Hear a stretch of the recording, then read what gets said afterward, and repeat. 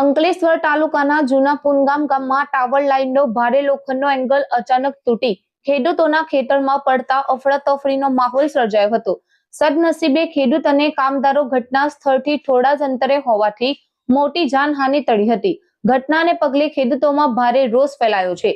અંકલેશ્વર તાલુકાના જૂના પુનગામ ગામે ટાવર લાઇન પરથી લોખંડનો ભારે એંગલ અચાનક તૂટી ખેડૂતોના ખેતરમાં પડ્યો હતો. ખેડૂત અને કામદારો જ્યાં કામ કરી રહ્યા હતા ત્યાંથી માત્ર 5 થી 10 ફૂટના અંતરે એંગલ પડતા મોટી જાનહાનિ ટળી હતી. ઘટનાના પગલે ખેડૂતોમાં ભારે રોષ જોવા મળ્યો છે.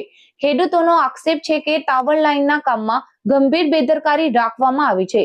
સમગ્ર કામગીરીની તપાસ કરવામાં આવે, જોખમી એંગલો તાત્કાલિક દૂર કરવામાં આવે, બાકી રહેલું વળતર ચૂકવવામાં આવે તેમજ જવાબદારો સામે કડક કાર્યવાહી કરવામાં આવે તેવી માંગ ઉઠી છે. અંકલેશ્વર અને હાંસોદ પંથકમાં વિવિધ કંપનીઓ દ્વારા 20 ટાવર ઉભા કરવાની કામગીરી ચાલી રહી હોવાથી આવી કામગીરીમાં સલામતીના તમામ ધોરણોનું પાલન થવું તે જરૂરી બન્યું છે.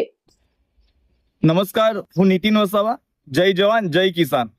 આજ રોજ અમે પુનગામ ખાતે એક ખેડૂતને મુલાકાત લીધી છે. ત્યારે એમના ખેતરમાં જે ટાવર લાઇન જબરજસ્તી તરીકે જે સમય નાખવામાં આવી છે, પૂરતું વળતર પણ આપવામાં નથી આવ્યું. આજે જ્યારે એ ખેડૂત ગઈકાલે કામ કરતા હતા અને તેની 5-10 ફૂટ જ આગળ એક ચેનલ ઉપરથી પડી છે, તો શું કેટલી ગંભીર બાબત આ સરકારી તંત્ર અને જે કામ કરતી કંપનીઓની છે. પાવર ગ્રીડ કંપની 765 કેવીની હાઈ ટેન્શન લાઇન છે, જે હજુ તો શરૂ નહીં થઈ અને ત્યાં ગંભીર બેદરકારી આ તંત્રની અને જે કામ કરનાર લોકોની છે. આ મોટી ચેનલ આપ જોઈ શકો છો જે જમીન નીચે છે અને એ જમીન પાસે જ ખેડૂત 5 થી 10 ફૂટ નજીક કામ કરતા હતા ને ત્યાં પડે છે. જો આ ખેડૂતને કઈ થશે તો કોની જવાબદારી હતી? એટલે આ સરકારી તંત્ર બેરેમ ગમે તે રીતે ચાલી રહ્યું છે. કોઈ તંત્રની કોઈ જવાબદારી લેવા તૈયાર નથી.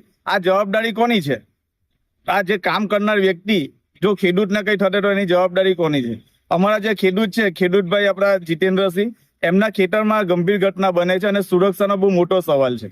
તો તંત્ર અને જે કામ કરતા વ્યક્તિને દરેક ટાવર લાઇન જે કામ થયું છે એને પાછી ચેક કરવામાં આવે અને કઈ પણ ખેડૂતને કાંઈ પણ થશે તો પાવર ગ્રીડ કંપની અને સરકારી તંત્રની જવાબદારી રહેશે. જય હિન્દ, જય ભારત.